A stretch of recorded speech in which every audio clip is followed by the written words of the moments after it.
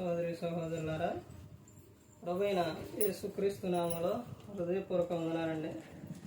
ముందుగా ఇంత మంచి సమయాన్ని ఇచ్చిన తండ్రి అయిన దేవునికి ప్రభువైన క్రీస్తు ద్వారా కృతజ్ఞతాస్తుతులు చెల్లిస్తున్నానండి. అందరూ బాగున్నారండి. వాక్యం చదువుకొని ప్రార్థన చేసుకున్న తర్వాత పాఠంలోకి వెళ్దాం. లూకా రాసిన సువార్త 12వ అధ్యాయం 33వ వచనం. మీకు కలిగిన వాటిని అమ్మి ధర్మం చేయడి, పాతగిలని సంచులను పరలోకమందు అక్షయమైన ధనమును సంపాదించుకొనడి. అక్కడికి దొంగరాడు చిమ్మట కొట్టదు. మీ ధనం ఎక్కడ ఉండునో అక్కడనే మీ హృదయం ఉండును. ప్రార్థన చేసుకున్నాం. పరలోకమందు ఉన్న మా తండ్రి, పరిశుద్ర ప్రేమ గల తండ్రి, గొప్ప తండ్రి, హోవ తండ్రి, ఈ ప్రియకుమారుడు యేసుక్రీస్తు ప్రభువారి ద్వారా కృతజ్ఞతాస్తుతులు చెల్లిస్తున్నాము నాయన. ఈ రాత్రి వేళ మా అందరితో మాట్లాడమని మా ప్రభువైన యేసుక్రీస్తు నామమున వేడుకుంటున్నాం తండ్రి. ఆమేన్. ప్రభువైన యేసుక్రీస్తు నామములో హృదయపూర్వక వందనాలండి. దేవుని కుమారుడు యేసుక్రీస్తు ప్రభువు ఈ లోకానికి వచ్చిన తర్వాత పరలోక రాజ్యం సమీపిస్తుంది కనుక మారు మనసు పొందమని ప్రకటింప మొదలుపెట్టారు. అంశం పాఠం పేరు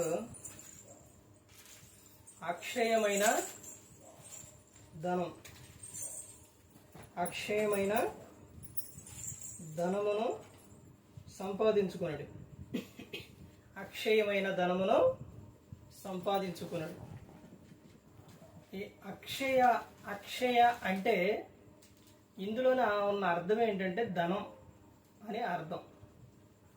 ఇప్పుడు ఇక్కడ రెండు విధాలుగా చూస్తే అక్షయ అంటే అక్షయ పాత్ర, ఆహారం అన్నమాట.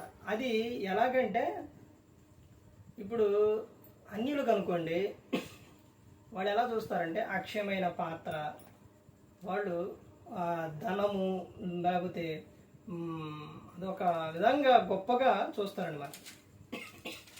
మనకేంటనంటే అక్షయ అంటే మనకేంటనంటే మనకు వచ్చేసి ఆహారం. ఏ ఆహారం అని అంటే పరలోక సంబంధమైన ఆహారం.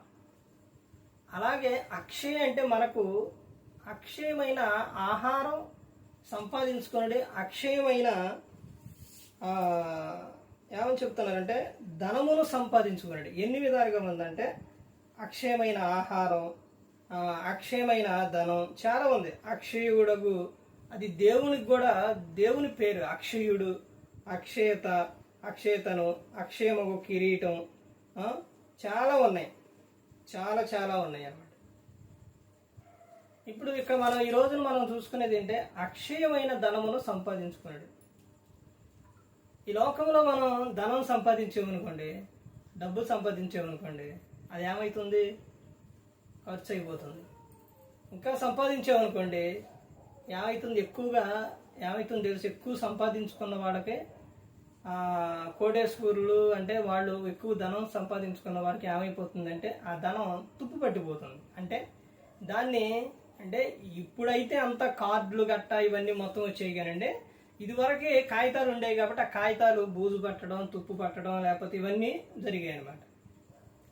అంటే సందర్భంలోనే గ్రంథం ఏం చెబుతుందంటే అక్షయమైన ధనం సంపాదించుకున్నాడు. ఎక్కడ? పరలోకమందు. పరలోకమందు మీరు అక్షయమైన ధనం సంపాదించుకుంటే అక్కడికి ఎవరు రారంట? దొంగరాడు, తర్వాత నీ ధనం చిమ్మట కొట్టదు అని చెబుతున్నారు. ఇప్పుడు ఆ పేరులో ఎక్కడున్నా కానీ, ఇక్కడైనా అక్కడైనా ఎక్కడైనా కానీ ధనమే. అక్షయం అంటే ఏంటది? ధనం. అంటే నీకు ఎలా ఉంటుందనంటే శాశ్వతమైనది. ఇప్పుడు నీకు ఎలా ఉంటుందనంటే ఆ పేరు తర్వాత ఆ పేరు ఉన్న చాలా మందికి తెలియదు. పెట్టుకున్న వారికి కానీ దేవునిలో ఉన్నప్పుడు నీకేమవుతుందనంటే ఆమె ఎక్కడైతే ఉంటుందో ఆ పేరు అక్షయ అనేది ఎక్కడైతే ఆ పేరు ఉన్న వాళ్ళు ఉంటారో, నేనేం జాతకాలు చెప్పట్లా, ఇందులో గ్రంథంలో ఉన్నది చెబుతున్నా. ఎలా ఉంటుందనంటే నీకు ధనం తక్కువ అవదు, అయిపోతుంది అనుకోండి, మరలా వస్తుంది. అయిపోతుంది అనుకోండి, మరలా వస్తుంది. అంటే ఇక నీకు కొరత అనేది ఉండదు. అయిపోతుంటే మరలా వస్తుంది. ఇవి అన్యులు కూడా అలాగే ఆలోచిస్తారు. అయితే ఇక్కడ దేవుడు ఏం చెప్తున్నారంటే, మనకేం చెప్తున్నారంటే, అక్షయమైన ధనమును సంపాదించుకోండి. ఇక్కడ అదే చెప్తున్నారు చూడండి 33లో, మీకు కలిగిన వాటిని అమ్మి ధర్మం చేయుడి. కలిగిన వాటిని ఏవైతే ఉన్నాయో దాన్ని అమ్మి ధర్మం చేయుడి. పాతగిలని సంచులను పరలోకమందు అక్షయమైన ధనమును సంపాదించుకునుడి. ఏం సంపాదించుకోవాలంట? పరలోకమందు సంపాదించుకోవాలి. పరలోకం మనం ఇక్కడ చేసేదానికి ఏమిస్తారు? జీతం ఇస్తారు, శాలరీ అంట. అలాగే దేవుని పనిలో మనం ఉన్నప్పుడు మనకు కూడా అక్కడ దేవుడు ఏమిస్తారో జీతం అనేది సిద్ధపరిచి ఉంచుతారు అన్నమాట. ఇప్పుడు ఈ విధంగా ఉన్న వారు ఎవరైతే ఇలా ఉన్నవారు ఉన్నారో, బయట ఉన్న వారికి ఆమె కానీ లేకపోతే ఆ పేరు కానీ చాలా మందికి నచ్చవు.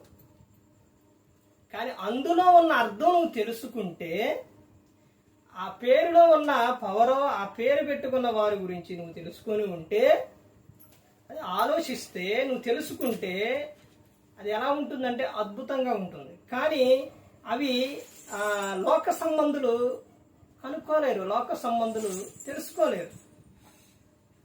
చెప్తున్నారు, అక్షయమైన ధనమును మీరు ఏం చేయాలి? సంపాదించుకోవాలి.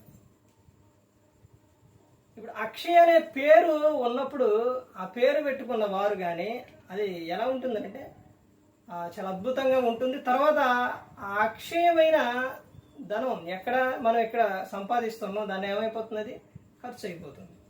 మరలా మనకు వస్తుంది, మరలా అయిపోతుంది. కానీ దేవుడు చెప్తున్నారు కదా, మీ ధనం మీరు సంపాదించుకోవాల్సింది ఎక్కడ? పరలోకమందు అక్కడ ధనమును సంపాదించుకోండి. ఇక్కడ సంపాదించుకుంటున్నావు, కానీ ఇది శాశ్వతంగా ఉండదు. ఎక్కడ ఉంటుంది అంటే పరలోకం ఉంటుంది. అక్కడ అక్షయమైన ధనమును నువ్వు అంటే అది శాశ్వతమైనది అనమాట. అది నువ్వు ఏం చేయాలి? సంపాదించుకోవాలి అని చెబుతున్నారు. తర్వాత ఇంకా ఏముంది? అక్షయమైన ఆహారం ఉంది. తర్వాత ఇంకా చాలా విషయాలు ఉన్నాయి. మీరు ఈ గ్రంథం చదివితే మీకు ప్రతి ఒక్కటి కూడా అర్థమవుతుంది. అందుకని ప్రతి ఒక్కరు కూడా గమనించుకోవాలి, ప్రతి ఒక్కరు కూడా తెలుసుకోవాలి. ఇక్కడ ఏమని చెప్తున్నారు? తర్వాత ఏమని చెప్తున్నారంటే, అక్షయమైన ధనమును సంపాదించుకోండి, అక్కడికి దొంగరాడు చిమ్మటి కొట్టదు. మీ ధనం ఎక్కడ ఉండునో అక్కడనే మీ హృదయము ఉండును. ప్రతి ఒక్కరు కూడా పైపైన వాక్యం వినేసి పై వాక్యం చదివితే మీకు ఏమనిపిస్తుంది అంటే, ఏం చెబుతున్నారు ఏంటి అనిపిస్తుంది. మీరు మొత్తం పూర్తిగా వాక్యం వింటే, బైబిల్ కూడా పూర్తిగా చదివితే మీకు అప్పుడు ఏమవుతుంది? అర్థమవుతుంది. బైబిల్ పూర్తిగా చదవకుండా వాక్యం పూర్తిగా చదవకుండా ఉంటే మీకు ఏమైనా అర్థమవుతుందా? అర్థం కాదు. అందుకని ప్రతి ఒక్కరు కూడా గమనించుకోవాలి, ప్రతి ఒక్కరు కూడా తెలుసుకోవాలి. మనం ఏం సంపాదించుకోవాలి అంటే, ఇక్కడ మనం జీవనోపాధి కోసం పనులు చేసుకున్నాం, మనకు కొంత అమౌంట్ వస్తుంది, తర్వాత వాటికి ఖర్చు అయిపోతుంది.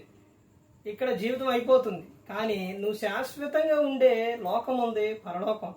ఆ పరలోకంలో నువ్వు ఏం సంపాదించుకోవాలంటే అక్షయమైన ధనం నువ్వేం చేయాలి? సంపాదించుకోవాలి. దాని కొరకు నువ్వు ఏం పడాలి? సిద్ధపడాలి, కష్టపడాలి. ప్రతి ఒక్కరూ కూడా గమనించుకోవాలి. ఏ ఒక్కరూ కూడా నశించి నరకానికి వెళ్ళిపోకూడదని యేసుక్రీస్తు ప్రభువు ఈ లోకానికి వచ్చి మనందరి కోసం సిలువలో తన ప్రాణాన్ని పెట్టారు. ప్రతి ఒక్కరు కూడా దేవుని యందు భయభక్తులు కలిగి పరిశుద్ధాత్మ మాట ఏంటో హృదయ శుద్ధిని కాపాడుకుంటూ క్రీస్తుని పోలి నడుచుకున్నప్పుడు ఈ లోకం విడిచినప్పుడు పరలోకానికి చేరుకుంటారు. మరి ఈ విధంగా నిలబెట్టి మాట్లాడించిన తండ్రి అయిన దేవునికి కృతజ్ఞత స్తుతులు చెల్లిస్తూ ఇంతవరకు శ్రద్ధగా ఉన్న మీకు ప్రభు పేరున హృదయపూర్వక వందనాలు చెల్లిస్తూ మాటలు ముగిస్తున్న అందరికీ వందనాలు.